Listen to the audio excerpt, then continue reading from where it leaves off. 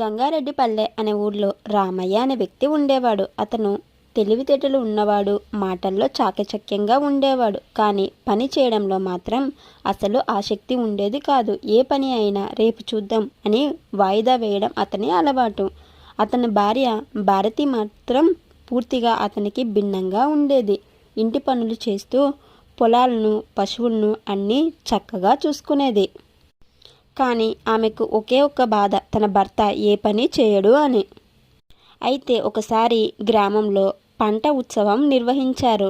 ఎవరి పొలం బాగా పండుతుందో వారికి బహుమతి ఇవ్వబోతున్నాం అని ప్రకటన వేయించారు. అది విన్న భారతి తన భర్తతో ఈసారి మనం కూడా పాల్గొందాం, నేను నీవు కలిసి పనిచేద్దాం అని చెప్పింది.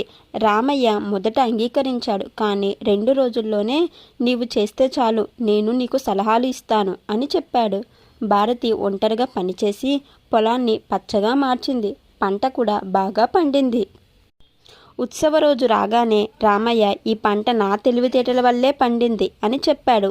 ఉత్సవ కమిటీ వాళ్ళు రామయ్యను కొన్ని ప్రశ్నలు వేయగా అతను ఒక్కదానికి కూడా జవాబు చెప్పలేకపోయాడు. భారతి ముందుకు వచ్చి సమాధానం ఇచ్చింది అన్నింటికి. ఇక రామయ్య గురించి కూడా చెప్పింది. అప్పుడు ఉత్సవ కమిటీ వాళ్ళు నవ్వుతూ చెప్పారు, తెలివి ఉన్నా పని చేయకపోతే ఫలితం ఉండదు అని చెప్పారు.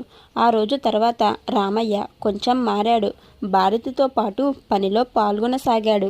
ఇద్దరు కలిసి పొలంలో పని చేయసాగాడు. ఆ గ్రామంలో ఆదర్శ దంపతులుగా మారారు.